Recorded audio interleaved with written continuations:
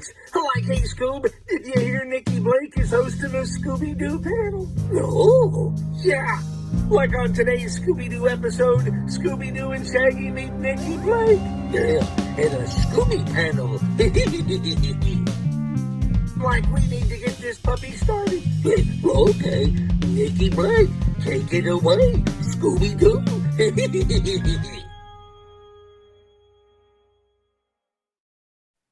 Welcome to the Scooby Panel. I'm your host, Nikki Blake from ScoobyAddicts.com, and today we'll be talking about the music of Scooby-Doo, Where Are You? Before we begin, I would like to have everybody introduce themselves, and Cameron, we'll start with you. Hey guys, I'm Cameron Bates. I run Scooby-Doo and Cameron Too, and I'm super excited to be here today. Wendy? Hi everybody, I'm Wendy BRYDGE. I'm a commission artist and I love to collect Scooby-Doo and I love to talk about Scooby-Doo. Alexa? Hey, I'm Alexa Lawlor. I'm the host of the Unmasked History of Scooby-Doo podcast. And Darnell? Hello, I'm Darnell Clay III, also known as Scooby-Doo Roblox. I am a stop motion a part-time Roblox stop motion animator and also a musician and fellow Scooby fan. Nice. It is awesome to have you guys all here. I'm excited to do a normal panel. This is going to be fun. And we're going to be talking about the music of Scooby-Doo, Where Are You? So let's start with the theme song. So technically there's 3 different versions of the theme song. There's a Ted Nichols version that was just instrumental. That was the original version. It was only used in the intro for What a Night for a Night and the intro and the end credits for A Clue for Scooby-Doo. And then there was the second version of the theme song, which is the season 1 version. And that was performed by Larry Marks. The theme song was composed by David Mook, who wrote the lyrics, and Ben Raleigh, who wrote the music. And then the second season, the theme song was performed by Austin Roberts.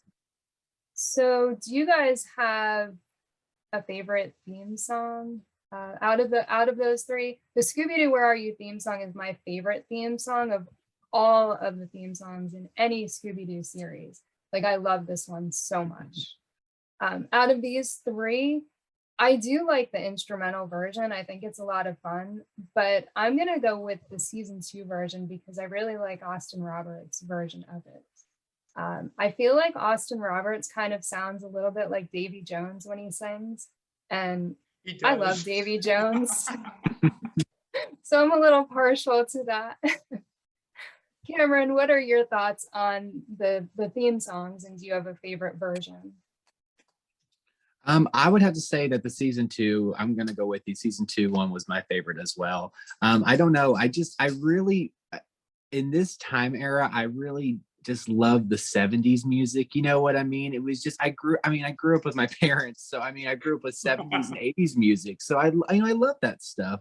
So I like I said, season 2 is great. And you got to think too, Scooby-Doo and, with the song and everything, Scooby-Doo's name came from Strangers in the Night by Frank Sinatra. You know what I mean? And so it's so cool to have all this classical music and you're bringing it up to such a catchy theme song as Scooby-Doo, Where Are You? Which, you stop anybody on the street today and you say, hey, Scooby-Doo, they're going to say Scooby-Dooby-Doo, Where Are You? And that's such an iconic theme song. Everybody knows it. It's in pop culture. So, but yeah, season 2, I'm with you. It was a retro sounding. I like how they, from season 1 and season 2, I like how they, switched a couple different, villains in there. You know what I mean? They had different little scenes in the very beginning too. So it was neat to see. I really enjoyed it. Darnell, what are your thoughts on the theme song? I'm actually kind of split between both. It's weird. As much as I know that there are people that appreciate the original, and I know there are people that appreciate, like you and Cameron said, the 70s version. I kind of like both because, they both have their different interpretations of the theme song. Like, just the way that they sing it. Like, the way that Austin Roberts sings it, it's actually more of it actually kind of goes with the time period, like the 70s. It has that kind of that pop kind of style. And then I think what's his who's the one who sung the original? It was Larry Marks. Larry Marks, yeah. He had, since it was like recording like the 1960s, it kind of gave that kind of 1960s music vibe. And I actually heard that like the lyrics were actually like, I think they recorded this like a day or either like the day of the premiere, like they recorded the original theme song like the day of the premiere. It was 3 Like, days before. it was like 3 days before, yeah. Yeah. Which was crazy. Yeah. That they had that kind of like that they were like, wait, we got to add some lyrics to this. We got to make a new theme song, and like it, and only if they knew years later that this very theme song would be as iconic as it is today. But anyway, I like both. Alexa, what are your thoughts on the theme song? I love all three versions, although I didn't actually hear the instrumental version until like I was already so well versed in Scooby-Doo that it was just such a cool little like extra thing. But I find that I always gravitate towards season 1 over season 2. And I think that's partly because when I was a kid, especially when I would watch the season 2 intro, I liked having like different villains in there, but particularly when Scooby's like in the barrel and he runs into Charlie the haunted robot and you know it's him, and then it goes to the witch doctor, that always like kind of put me off. So it's like partly the visuals, but if I'm just listening to it, like I like all three, but definitely gravitate towards season 1. I agree. That makes it, that's a very good point, honestly. And like I didn't really get to speak on like much of the Ted Nichols version, but when you really think about it, like I know we'll get into like his like underscore music in a minute, but when you really think about it, the original instrumental version was actually, it's kind of like the set in stone for like pretty much the music of Scooby-Doo from like in season 1. Like you can obviously tell because it has that doom da da ba ba da ba da da. It has that familiar chord, that familiar like rhythm, and like it in it. And I feel like when Ted wrote this, like he carried all of like that style that he had in the instrumental version over to the underscore soundtrack that he had. But yeah, that's my gist on that. Alexa, you reminded me when Scooby is in the barrel and he runs into Charlie the robot. That's where in the song they say that's a fact. Well, in season 1, in the end credits, they did not say that's a fact. They just played music, but they did say it in the intro. And in season 2, they didn't say that's a fact in the intro or in the end credits. It was just music. So Interesting. I don't know if I've ever noticed that. I noticed that. It's crazy. Wendy, what are your thoughts on the theme song? Well, I have way more notes than everybody else took for this. I'm really surprised that you and Cam picked season 2. I don't know why I was expecting you guys to pick season 1, but I am a little bit surprised, not in like a bad way or anything though. I think if I had to pick a favorite, I do really like the instrumental version. I do believe that that is the music that is playing in, I'm such a broken record, but that original promo video for Scooby-Doo before the show started, and it's the same song. And to me, what I love about Scooby is primarily that spooky and creepy factor. I know that a lot of people think of Scooby as being like a comedy, and while yes, there is a lot of incidental humor in it, when I was a kid, it was the scary stuff that I really liked. So I find that instrumental version is just, you can't go wrong with season 1 and the lyrics. I mean, it's a classic song We all love it, and I love it too. But if I had to pick a favorite, I'm gonna go with the instrumental version. I have like a really, it would have been a really great feeling, I think, for me when I was like 5 or 6 years old. I'm imagining watching the show if it would have had the instrumental version as the theme song. And if that was how I grew up listening to it, I think I would have somehow loved Scooby even more than I already do. I am not a fan of the season 2 redo, which is kind of strange because, like Nikki said, it kind of sounds like Davy Jones. And one thing that I do really love is 70s pop. I'm definitely more like Sean Cassidy, which we're getting a little bit further into the 70s than 1970, all right. But any of that, just like 70s pop, and I love it so much. But I just don't love it for Scooby. I feel like it just is another thing that brings down that spooky factor. And it's really, for me, I just find it really difficult to take something serious in the sense of it's meant to be scary when there is this like high tempo, you know what I mean? And it's really poppy and stuff. I love it. I just don't love it for Scooby. But it's interesting because when I started thinking about it, this is not the first show to get a 70s style pop makeover for the theme song. Now, I said 70s in there. Now, obviously, this is going to cover more than one decade, but the shift is the same. From in season 1, where a show had like maybe like a slower, more spooky, or just like a creepier kind of sound, and then in season 2, it got this like let's jazz it up a little bit. So the first one that came to mind is, of course, the Munsters. And in season 1, it's just this creepy, slow, burning song. And then they started season 2, and it just like slaps you in the face. It is so just like over the top, and it's like the pop of that day and age, 1965 for season 2 of the Munsters. So it's pre-1970, but we're getting close. A lot of the music in the mid to late 60s is very similar to what we hear in the 70s.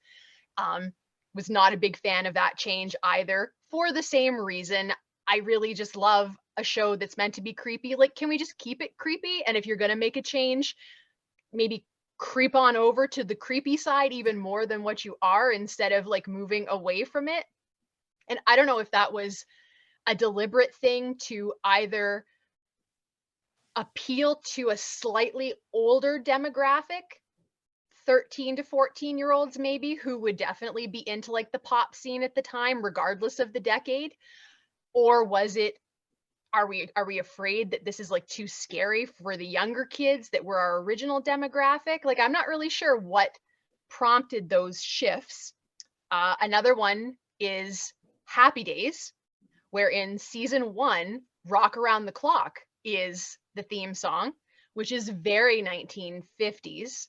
And then in the next season, we get the famous Happy Days song, which I love. And in this instance, I do like what they did after better. Rock Around the Clock is great, but I do love how they kind of went back into that 70s rhythm with that. Another great one, Goosebumps in the 90s. Seasons 1 through 3 is just that quintessential, like that piano, and it's just slow and creepy. And of course, it's got that golden retriever from the devil that ruined golden retrievers for me for forever. But then in season 4, it's very similar, but again, they upped the tempo.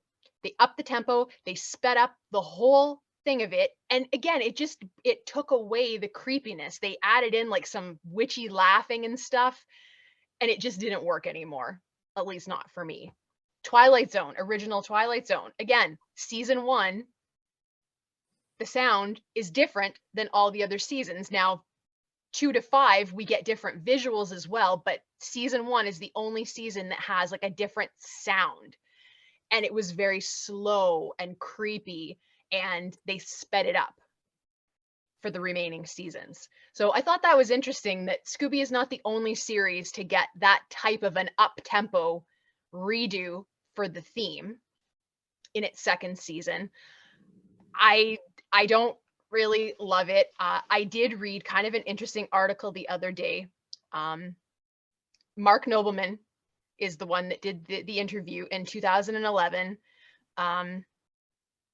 with Danny Jansen, the writer that worked with Austin Roberts for the second season theme, as well as all those chase scenes. And in it,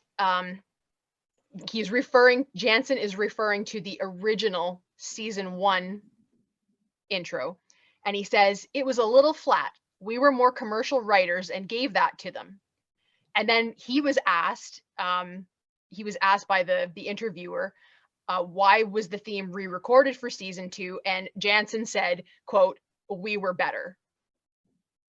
Which I thought was maybe a little bit egotistical and presumptuous of him to say that. And no doubt they were amazing. You know, I also love Austin Roberts, but I kind of don't think that was the reason that they did it. You know, I don't know what the reason was, but I don't think it was that. And I would argue that they were not better, just different. But yeah, I don't know. I think the instrumental version would have been really cool to have it all the time as the opener, and just keep that like creepiness in Scooby-Doo, and maybe just bump it up a couple of notches too. I think that would have been amazing. So would you have had the actual theme, like the lyrics over that music, or just that music? I don't really think that we need the lyrics. I appreciate the lyrics. They're excellent lyrics for the show. You know, like they're not cheesy or I know the show is for kids, but they don't seem like kid lyrics. You know, they're well written. But I don't think that I need lyrics to a theme song, and especially for Scooby-Doo. I think the visuals in Scooby are so amazing that you don't really need words to go with it. Like a picture tells 1,000 words, and I think with Scooby that's exceptionally true. So I don't think that those lyrics would necessarily work with that creepier musical tone either. I think it might have required different lyrics if you were going to put lyrics to it. Yeah. I don't know that I would necessarily see the two of them jiving together that well. But yeah, I don't really think that you need lyrics at all. I think the instrumental would have been okay. And I'm thinking that they may have redone that or the music for the theme song for season 2, because in season 2 was where we got actual chase songs, not just music cues. And those chase songs were written and performed by Austin Roberts and Danny Jansen. So I'm thinking they probably redid the theme song to match those, because it really does go with those chase songs. Great. Yeah. Darnell, you were going to say something? Yes. I just realized this now. The original, like, I don't know if you guys know this, but you probably do. But the original instrumental version of Ted Nichols' intro is actually literally literally is the intro cue for like the title cards. You know, for like what a night for a night. You know, all those. Oh, you mean like when they're running across? When they're running. Okay. Yeah. Okay. Yeah. Yep, it's that same music. They did use that music as music cues within the episodes as well. So you do hear it. Yeah. But yeah, it would have been kind of cool for them to have it as the intro. And, you know, I think because with Be Cool Scooby-Doo, they didn't do actual lyrics for the theme song, and people were very upset about that. But had we gotten Scooby-Doo, Where Are You with an intro that didn't have lyrics, that probably would have been the norm and people wouldn't have cared. Right. Yeah, it's true. Yeah. So we're going to move on to our general thoughts about the music within the series. And most of the music in season 1 was just music cues, just different things that they did with the music to make it seem funny, make it seem spooky, you know, that kind of thing. But then in season 2, we got actual songs. So the song Recipe for My Love was in Nowhere to Hide. The song I Can Make You Happy was in Mystery Mask Mix-Up. Daydreamin' was in Jeepers, It's the Creeper. 7 Days a Week was in Scooby's Night with a Frozen Fright. Love the World in Haunted House Hang-Up. Tell Me in Who's Afraid of the Big Bad Werewolf. And Pretty Mary Sunlight in Don't Fool with a Phantom. I think the songs are super catchy and they made great chase songs. And again, being sung by Austin Roberts, a lot of them sounded like Davy Jones. And then later in the new Scooby-Doo movies, Davy Jones actually sang I Can Make You Happy. So I think that the songs are great. Like I love them. I felt like they made the chase songs a little bit more fun than just having, you know, some background cues. Alexa, what are your thoughts on generally the music in the series? One of my favorite things about the music is that you can hear just a music cue and you instantly know what scene that is, what episode that's from, Yes. like what exactly is happening at that moment. And that's one of my absolute favorite things about Scooby-Doo, Where Are You? Because it's not like, it's almost not obvious. You're not like specifically looking for the music. Whereas like I was rewatching the 13 Ghosts on the DVD release and they used some of the Where Are You cues. I don't know if that was just on the DVD or how they released them because I don't remember them having the Where Are You cues. And it was actually really jarring for those episodes specifically to hear the Where Are You, because you're like, what? That doesn't fit with the tone of what's happening in the episode at all.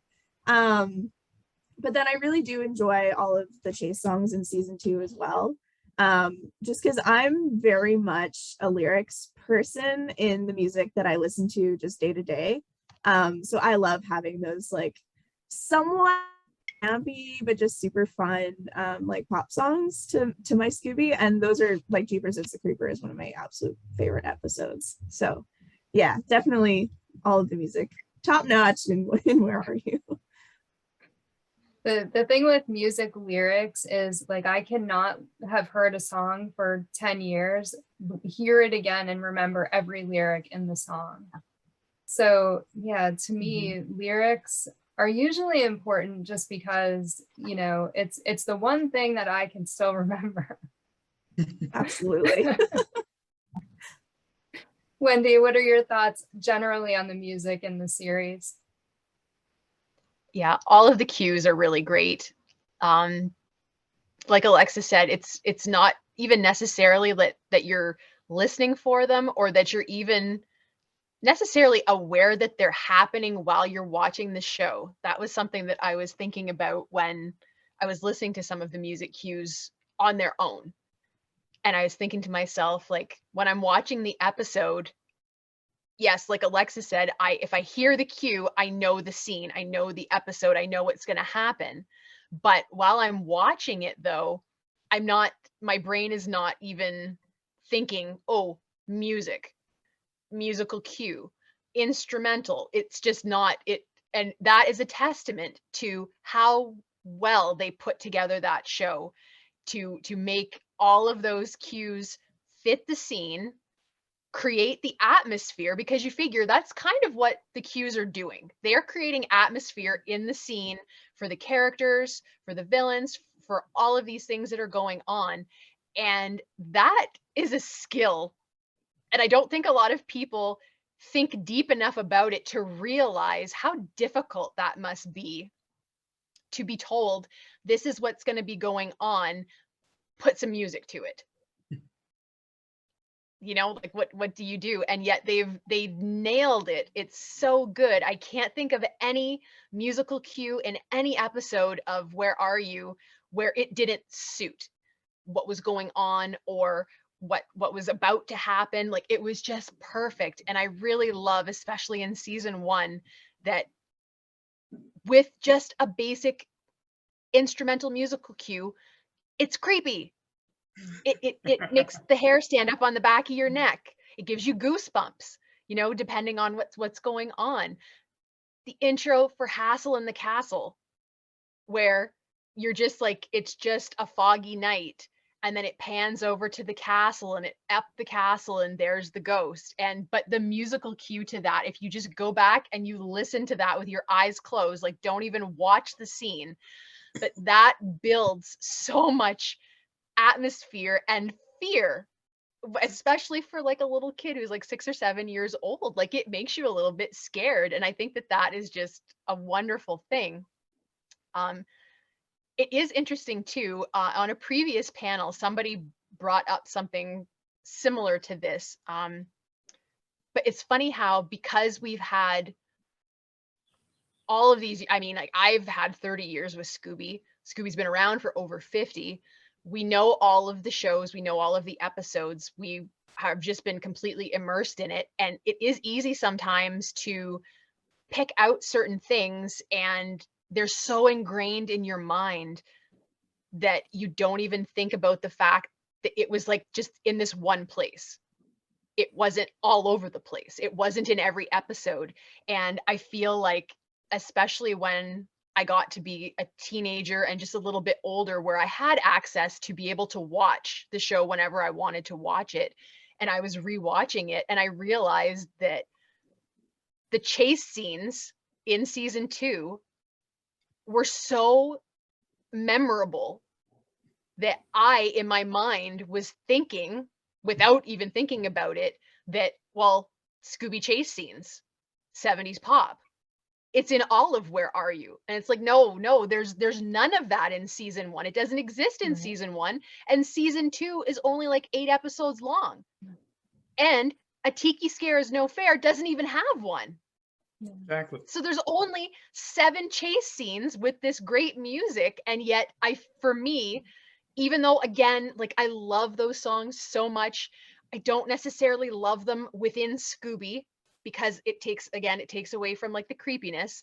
But it is strange though how those chase songs are what immediately comes to mind. Even now, if someone says Scooby-Doo, Where Are You?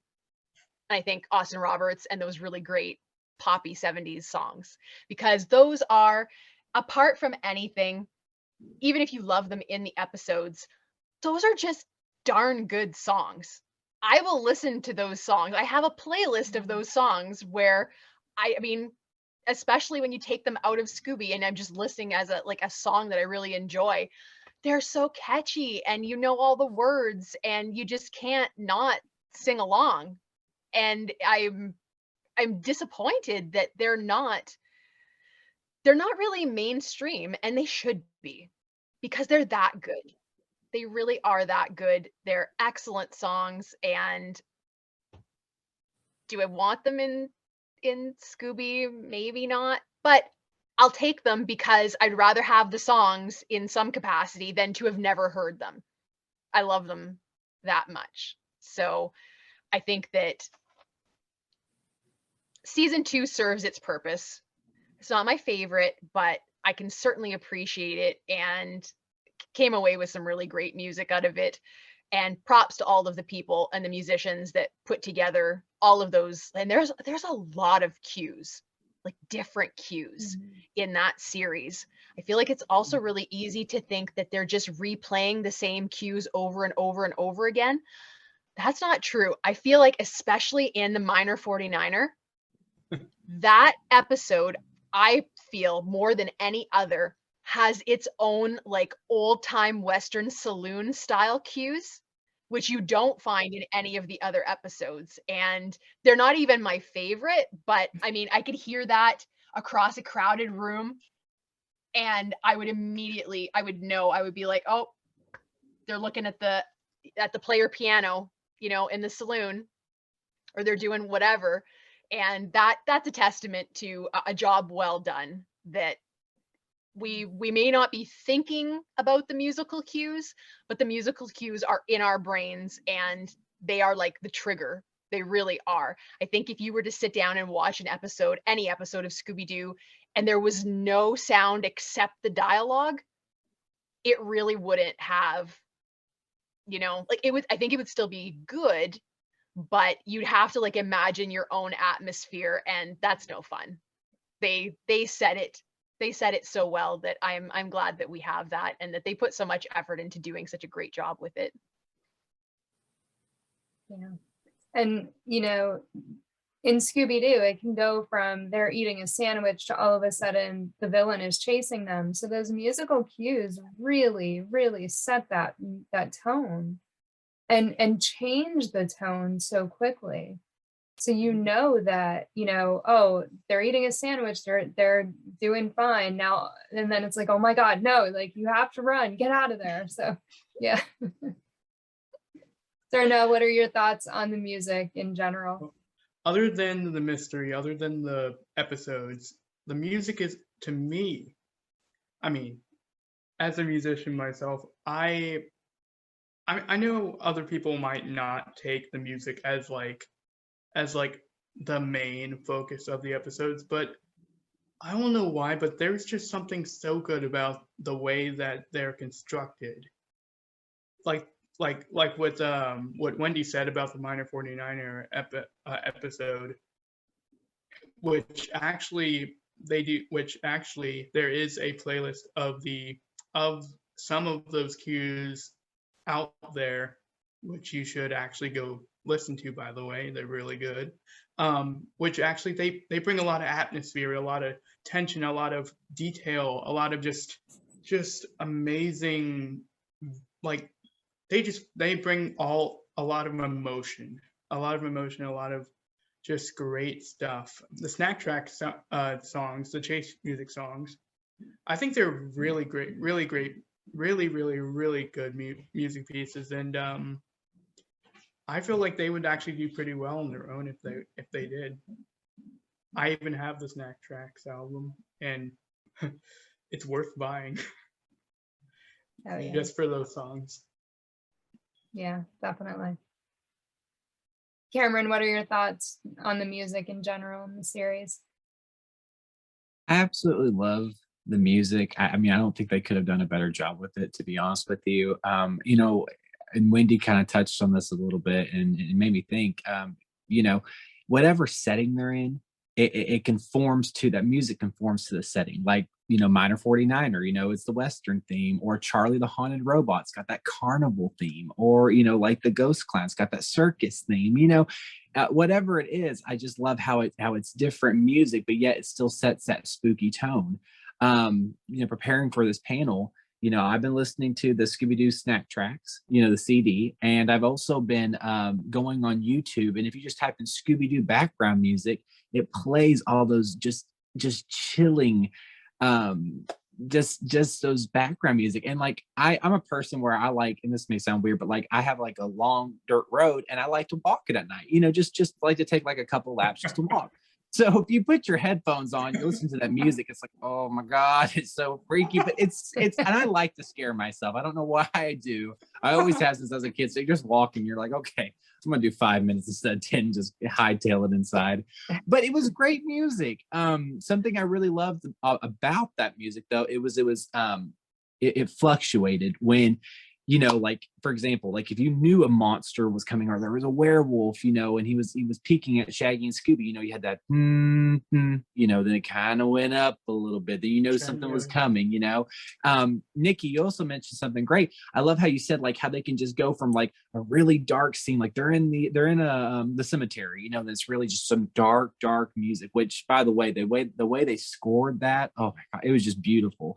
And then like, and you know, then they balanced it really well, because, you know, it's a dark tone. Then the next scene is like, we need to go visit this guy, you know, and find out this clue. And then, you know, pops over and Shaggy and Scooby are drinking a milkshake, you know, then it's that, you know, then it's that, you know, lighthearted music. So I think it's cool how they had the dark music, and then they kind of went over into like the, you know, the fun, playful music, where it's still, for me, when I was a kid watching it, you know, it was that, that fun yet dark yet playful. And I guess that's what brought me most to Scooby-Doo is of course, I love Scooby-Doo and everything about him, but just that kind of atmosphere that it set. you know um you take you take a look at other Hanna-Barbera cartoons. They did a well job, but like you look at Captain Caveman and Speed Buggy and all those others, like they were great, and I love those cartoons so much. But I don't think they got into the music as much as they did with Scooby-Doo. And you know how I mean, it was so well played out for the scenes they were going into. I appreciate the chase songs. I love them so much. I hate how there's only just like 7 of them. Like I wanted more. My favorites were Daydreaming, Jeepers of Creepers, and 7 Days a Week with the caveman. I just love those. And I loved them so much when I was a kid, and I'm 24 years old, and I'll still look them up on YouTube, and just like I'll be making a trip and I'll just like keep them on repeat because I love them. They're such fun 70s, and don't get me wrong, I appreciate music now today, but I felt like music back in the 70s really told a story, and don't get me wrong, the music was great in Scooby-Doo Where Are You? It kind of would have been cool to me. Like, take this for example. Look at a pup named Scooby-Doo. I know we're talking about Scooby-Doo Where Are You? But in a pup named Scooby-Doo, they had those chase scenes for those episodes, but it was specifically chase scenes for the episode. It was like, watch out for the cheddar monster, or whatever. Well, I don't think the cheddar monster had one. I can't remember, but it was like, it would be like set up to how the episode was. It would be like describing the monster and look at, so I was thinking to myself, like, what if Scooby-Doo Where Are You had that? But even with the 7 Days a Week, Daydreaming, Pretty Mary Sunlight, I think they worked well. It was a fun, upbeat, I loved it. And especially for a 70s cartoon, it was so original. I didn't really see any other 70s cartoons having that, and kind of, it was like grown-up music in a children's cartoon. So it worked, but anyways, I love the music. I love the way they scored it. I think it's just like Wendy was saying, it's a creepy cartoon, but yet, it still has that fun music to really keep it, upbeat. And I think that's why everybody, not only kids, but adults gravitate towards it as well. Because I'm telling you right now, you watch an episode of something or you watch a movie and you have no background music, it's going to be awkward. Like, you're going to be sitting there going, oh my God, like I can't watch this anymore because it's an awkward scene or it's not carrying. The music carries it. I truly believe that music carries scenes out well. Because if you have Scooby and Shaggy in a graveyard and you don't have that creepy music, you know what I mean? It just doesn't work. Or you have Scooby and Shaggy in the malt shop and there's no music at all and they're all sitting there eating. It's going to be awkward. You're just going to hear them, cry, you know what I mean? Just chewing and going on about. No, you need that background music to make it flow. So I think they did well. I think they did well with the chase music and the background music for Scooby-Doo Where Are You? I wonder if anybody put any videos out there of just the dialogue without the music. That would be interesting. That'd be so awkward. Because very interesting indeed. Yeah, I kind of want to see what it would be like to not have the music. I feel like mentally my brain would not be prepared to handle that. I've actually experienced that on a couple occasions myself, actually, and it is awkward. When I do my Scooby-Doo dubs on my channel, I do isolate the music from the dialogue, and it's what a difference it makes. It's crazy. Yeah. But just like, I actually want to say something, just like what Cam said, the music, like, well, what I think of what I honestly, in my eyes, a cartoon, another Hanna-Barbera cartoon that actually comes to mind when I think of like just like the flow of like this, like music tells a story, I think of Tom and Jerry. And even though Tom and Jerry might not be as creepy as Scooby-Doo, it still like tells a story. Tom is chasing Jerry. Tom gets like blown up or something, and it's like cartoon. It's like pretty much the music tells a story. And even though Scooby-Doo has dialogue, it's still, the music still is really much included in the whole story.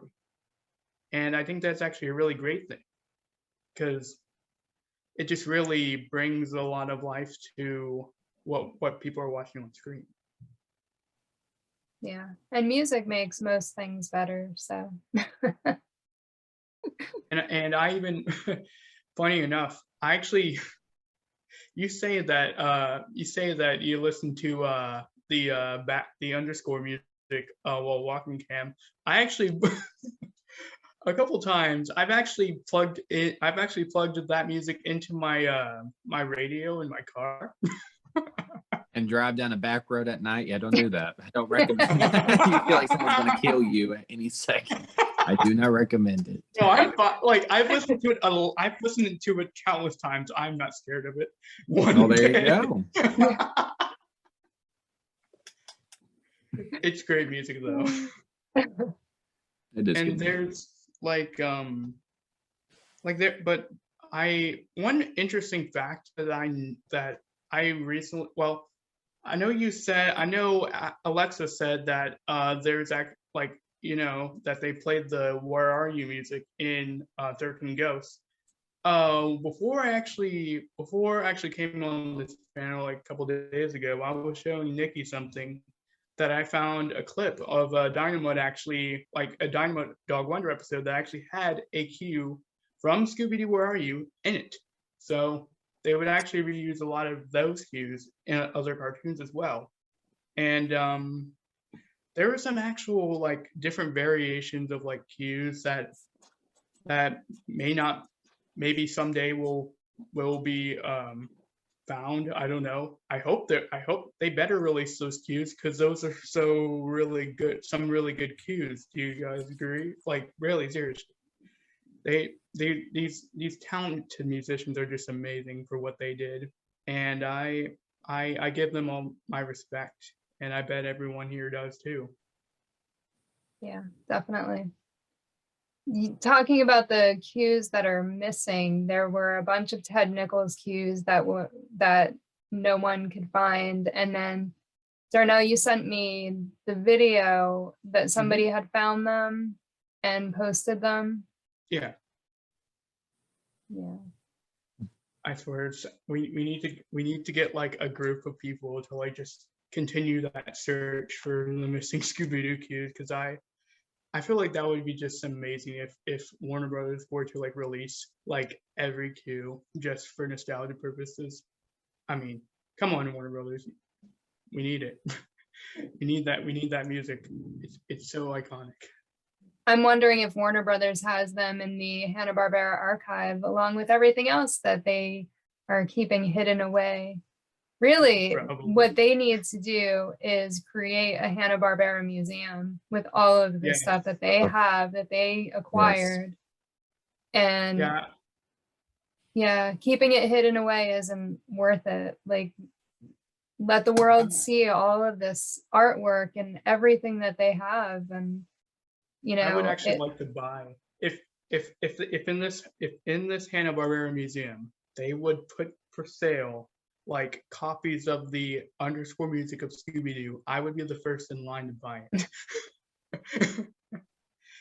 And I just realized this too. Did you know they actually rescored the original cues for Legend of the Vampire? Yeah, they rescored. They literally like did like it's similar to the original, but they did it in some kind of like synth kind of like style. It's very weird, but I rather prefer the original over the rescore, because it's just more, it gives more feeling.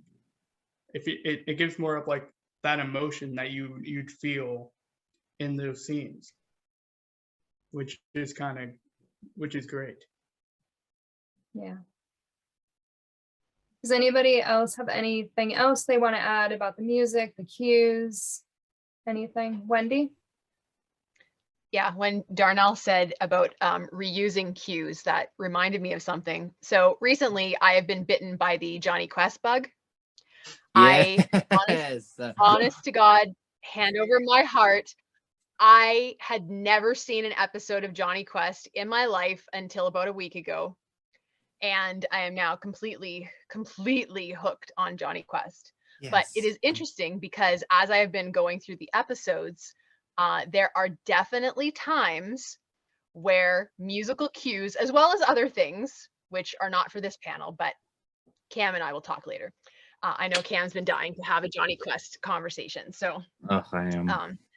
but yes, there are definitely musical cues from Johnny Quest that they rejiggered for Scooby-Doo. They're not exactly the same, but anyone who has seen both will immediately recognize that is the same cue that has just been tweaked for a different show. And like that is something that I love doing in art is, you know, you do all of this work to create a picture, and a lot of the stuff that I do has like a lot of elements per picture. And you think, I went to all that work. It's such a shame to just use it once. I'm like, well, why? Why use it once? Anyone who has studied any level of art history knows that famous artists from the past also like to reuse pieces from not only their own pieces, but other people's paintings and just kind of redo it for their own. And so I am 100% a fan of reusing work that you've already done and just tweaking it a little bit for a new project. I think that that's like, why not? I've already done the work. So I've really been enjoying, while I've been watching Johnny Quest, seeing how Hanna-Barbera was like, you know what, we already did this. This would work great over here in Scooby-Doo. How can we just change it up a little bit? Like, I have to say, because it is, I think, is my favorite episode so far.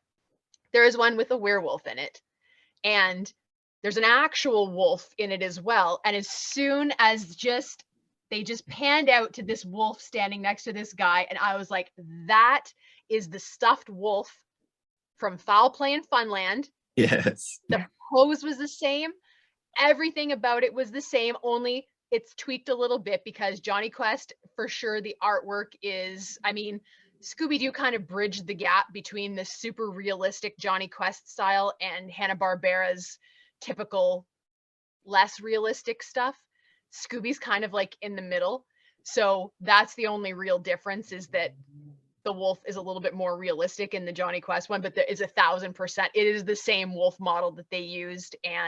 But I really have been enjoying the musical cues, particularly because I don't even have to be looking at the screen and I hear it and it takes me to Scooby-Doo, even though Scooby's not what I'm watching. And just to see how you can take something, and I mean, I guess that the two shows are kind of similar in content. They're similar in atmosphere, and that's probably why the cues work so well between the two, kind of interchangeably. But it is interesting how tweaking the cue just a little bit can make it like it's a brand new cue that is, it sounds like it's been made for this show and not that it's been reused somewhere else. And so that's something that I've been enjoying exploring more of, is when I'm watching shows and things. Like, I love to look for stuff that's been repurposed from something else, because like, it's like, work smarter, not harder. That has been like my motto for the last like 10 years. Work smarter, not harder. And I love to see that Hanna-Barbera was doing that as well, with both the stylings and with the music that they were putting into their cartoons. I would actually like to see that, like that wolf like scene you were talking about. I'm actually curious to see what it looks like now. You know, Hanna-Barbera back then, they did, and I know we're talking about Scooby, but they were very smart with their music. You know what I mean? Like, all the intros, I mean, Johnny Quest, Top Cat, Captain Cave, you know what I mean? They had great songs to go along with these cartoons. You know, I don't know. I just think that Hanna-Barbera knew what they were doing, as far as, you know, scoring stuff. You know, I mean, don't get me wrong, Disney had great scoring as well, but I mean, I truly think that back in the 70s, Hanna-Barbera Studios was right up there with Disney. Studios. And in my opinion, I mean, there's gonna be some Disney fans probably trying to pitchforks and flames at me, but I truly believe that Hanna-Barbera was just a little bit above Disney because I think they were just so creative and they had such a wide variety of cartoons to go with. You know what I mean? Like, don't get me wrong, I know Scooby-Doo is all our favorite here on this panel, but I mean, you know, for me, I love Johnny Quest as well. So, I mean, just to have that action adventure and yet still have some Scooby-Doo cues thrown into Johnny Quest, because you hear them. You know, you'll be watching a cartoon, you're like, oh my gosh, I knew that cue was from another cartoon, Scooby-Doo, you know? Yeah. And I know we got to move on, Nikki, but Scooby-Doo meets Johnny Quest. Let's make it happen, Warner Brothers, if you're watching. Turn it over to you, Nikki. Yesterday was the anniversary of the team up between Scooby-Doo and Johnny Quest. Forgot to post. I was going to post that as my item. I was like, oh, so it's pretty cool. Alexa, do you have anything else that you want to add about the music or the cues? Maybe on the chase songs, just thinking about them as we were talking, it's like, oh, I think every single one of the 7 is a love song. And I just love the like contrast and maybe a little bit of irony of putting that in a chase song where this like monster is obviously trying to get Shaggy and Scooby or the rest of the gang. I didn't realize there were love Like, songs. That's a good catch. Like they're Yeah. like they're running and like the songs like singing "Love the world, be a friend. When you're down, you gotta get up again." Like they're running from this headless specter over here, and like you just hear a love song. Yeah. That's just the funniest thing. Speaking of the songs, do you guys have a favorite song out of the 7 that were played? Cameron, I know you said yours already, but you can say them again. Oh, 7 days a week from Never Ape and Ape Man. And no, I'm sorry. No. Is it Never Ape and Ape Man? No, that is No, the it's wrong one. Scooby's Scooby's Night Night with with the a Fright. Right. Sorry about that. Scooby's Night with the Frozen Fright, 7 days a week, and Daydreaming with Jeepers It's the Creepers. Good Lord, I'm off today. Scooby card revoked. Turn your Scooby card in, Cam. Hmm. Wendy, do you have a favorite? Oh, Recipe for My Love is my favorite. I It's like that got, one too. I mean, how am I not gonna love the song that has the lyric, painted me a face like Mona Lisa, put some magic in her smile, used That's all the all- colors of the rainbows, artists around the world started copying my style. I mean, That's has to literally be that. Wendy in like a sentence.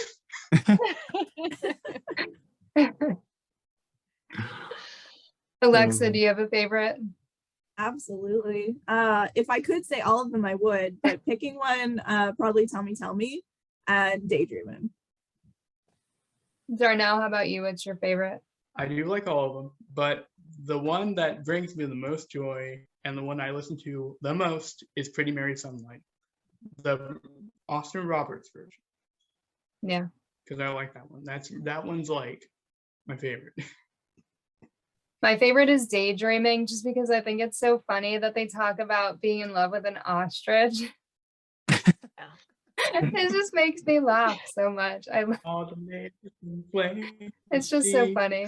So that's definitely my favorite.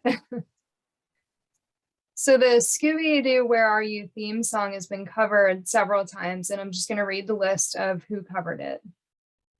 Matthew Sweet for the 1995 TV special and album Saturday Morning Cartoons Greatest Hits.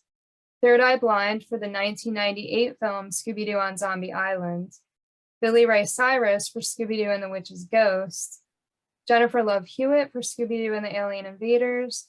The B-52s for Scooby-Doo and the Cyber Chase. MXPX for the live-action Scooby-Doo film in 2002. Crystal Harris for Scooby-Doo and the Legend of the Vampire. And Best Coast for Scoob. And then Alexa, you wanted to talk about the Scooby-Doo and Guess Who? Absolutely. Yeah, did anyone else feel like super jarred when they watched the first episode of Scooby-Doo and Guess Who and started doing the original theme song and then just completely changing the lyrics halfway through? It was like a scam or a rickroll. We thought we were gonna get the intro, but no, it got cut short. And I like really, honestly, I kind of agree with you guys on this one. It kind of does feel really odd that they're like cutting, like, please just like you said, write another song. It's not that hard. And like for me, when they're copying the format of the new Scooby-Doo movies, why wouldn't they redo that theme? Why did they pick the original? You took the words right out of my mouth. Is that you're right? It's literally just I don't understand why they wouldn't, or even just have like, I mean, they have no connection to the new Scooby-Doo movies, and you would think that they would. Yeah, I agree with you. Yeah, I also agree. I thought it was really odd that they used the Scooby-Doo Where Are You for that series when it's totally based on the new Scooby-Doo movies. And I mean, the whole format is almost exactly like the new Scooby-Doo movies. My dad reminded me the other day that when I was a kid, he used to just for fun, like try and change all the lyrics, and just because he knew it would make me so mad. And so hearing that for the first time would just brought all of that back. And I was like, what is going on? Oh my gosh. I don't know why, but I can imagine a 4-year-old Alexa just like so frustrated. Does anybody have anything else that they want to say about the music of Scooby-Doo Where Are You? Wendy? It's just one of those great things that further cements Scooby as, if not then at least one of the greatest cartoons of all time. No one's ever going to be able to argue against that. Everything came together so perfectly. I feel like obviously everything has its critics, so I can say, oh, no one can find flaws with it, but there's always going to be someone who's going to come up with something that they think is a flaw. But as far as I'm concerned, thinking back to that original series, there's really nothing that I would change or that I think could have been made better. All of the components were very well thought out and designed, and they just meshed together so beautifully to the point that we're still talking about it half a century later. Like, that is a testament to the show and the people that were making it. And the music definitely, while I don't think it's usually what's in the forefront of your mind when you're watching a cartoon, especially a cartoon, it really does play a huge role in the show, whether you realize it or not. And I think that everyone should take some time and rewatch some of the original series, specifically paying attention to the music and the cues. I don't know, Nikki sent us a link where we could listen to all of those wonderful cues. Maybe, I don't know if you are going to, but that would be awesome if you put that in the description of the video so that people could go and just listen to them isolated away from everything else. And you will honestly be amazed when you're paying attention, like how many instruments are being used. It's so much more complex than what you initially think of when you're just sitting down to enjoy an episode of Scooby. So much more goes into it than you realize, and it's just another level of appreciation that you can have for the show if you rewatch some of it, specifically thinking, I'm going to listen to all of the things that are going on. Don't pay so much attention to what your eyes are seeing, but just listen to all of the wonderful things that are happening in the background and how it's progressing the story for you, and how lackluster it would be without it. It was the perfect storm, and I don't think that we'll ever, at least in our lifetimes, see a repeat of the success that Scooby had. And success is not just, oh, how much money did it make? How many fans does it have? Like, no. I'm talking about success on so many different levels. And I really don't think that even Mickey Mouse is beloved the way that Scooby is in our fandom. You can't beat it. You really can't. And the music definitely plays a huge role in that. And just prepping for this panel has shown that in a totally different light. So I definitely encourage people, like, go and listen to an episode of Scooby-Doo rather than watch it, and see just how many layers that Scooby onion actually has, because wow, it's amazing. Darnell, do you have anything else you want to add? I think like the Scooby-Doo music is just like real, like the music in general, just it's really a very interesting experience to listen to, especially those isolated tracks that you would hear if you put that in the video, that link in the video, which also it has some new Scooby-Doo movies tracks as well in there a little bit. But anyway, I just really like the instrumentation, the just the uniqueness of the instruments that they have, and like it's just really an experience to. It's real. I can't really put into words how amazing the scoring is for Scooby-Doo. Where Are You? And compared to like modern day Scooby-Doo, it's in my opinion better. And I just really miss that style, that Scooby-Doo, that I really miss that old style that the music had. And it really impacts, like the closest thing to it would be Mr. Incorporated, like Scooby-Doo Mr. Incorporated, the 2013 series. But the music is really something special, and that's something that you can never take away. Alexa, do you have anything else you want to add? Yeah. I'd say that it's just a testament to how memorable the theme song in particular has become, just like that list that you had read off of the times it's been covered in actual Scooby-Doo media. If you wanted to take a deep dive through YouTube and anywhere else and see how many fans have covered it and just everything like that, like it's just a testament really to how memorable that theme is. And yeah, like the cues, they set the pacing really well. It's just overall so well done, and just one of the key components that made Scooby-Doo the way that it is today, for sure. Cameron, do you have anything else you want to add? I think everybody said everything beautifully. I just think that, the way that, Scooby-Doo, Where Are You started, the cues and the background music for all series of Scooby-Doo and even movies of Scooby-Doo to come is just incredible. Scooby-Doo, Where Are You is known by millions of people around the world, billions of people around the world. And I think that's just amazing. I love listening to things, I don't get me wrong. I love watching things, but I think I love listening to things more. When I watch these panels, but I listen to them as much as I do, because I like to do things and I like to have it in my ear, or I love listening to Alexa's podcast that she has. By the way, if y'all do not know, Alexa has a podcast. Go listen to it. It's great.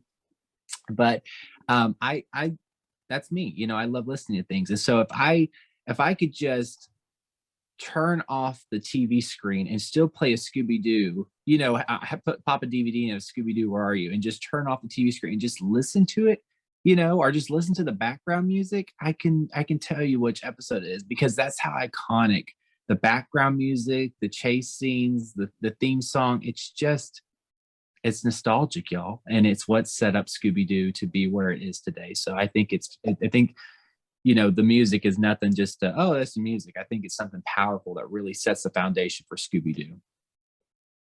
In doing research for this panel, I definitely have gained a bigger appreciation for the music of Scooby-Doo, Where Are You? Because, of course, I've watched the episodes and have listened to the music, and in the back of my mind, you hear it, like Wendy had said before, you can remember a scene based on the music. But for this panel, we actually listen to the cues on their own, which I will post the links for the intros and for the cues in the description of the video so that everybody can see what we did to do our research.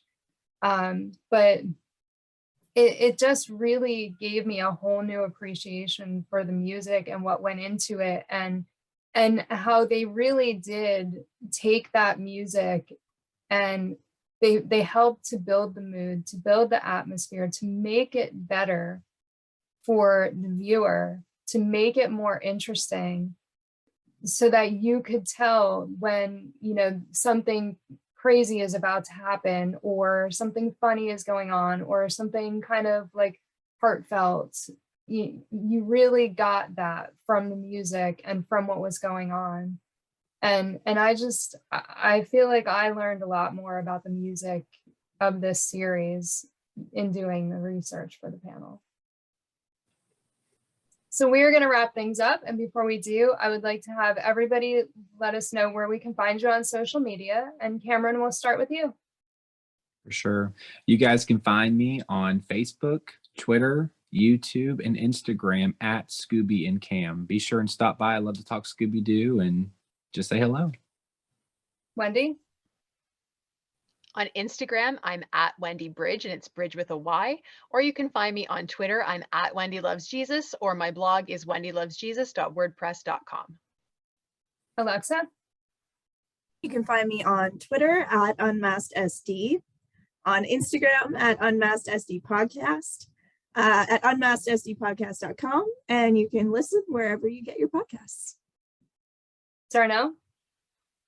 You can find me on Facebook at Darnell Clay III. You can find me on Instagram at Darnell the Dollar Bill, or Scooby-Doo of Roblox, whatever you prefer.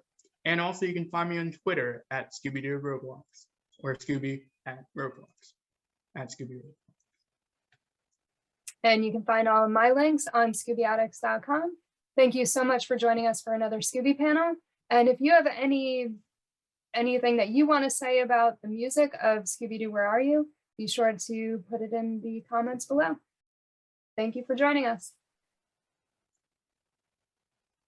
Thank you for tuning in to another Scooby panel. I'm Nikki Blake from ScoobyAddicts.com. If you like these panels, please subscribe to my channel for more great discussions. A huge shout out to our patrons, Carson Maitland-Smith, Scooby-Doo of Roblox, and Ruth Elliott Hillsden. If you would like to support the Scooby panel, please go to patreon.com/ScoobyAddicts. A very special thank you to Alexa Lawlor, host of the Unmasked History of Scooby-Doo podcast, Darnell Clay III from Scooby-Doo of Roblox, artist, blogger, and Scooby collector Wendy Bridge, and Cameron Bates from Scooby-Doo and Cameron Too. Scooby and Shaggy were voiced by Scott Innes. Check out Scott's website, onescottshop.com. Scooby Panel is available in podcast form on most podcast platforms, or as a web series on YouTube. Scooby Addicts artwork by Will Davenport. Video editing by Nikki Blake. Music composed and performed by Bovine Nightmares. Please join us next time for another Scooby panel.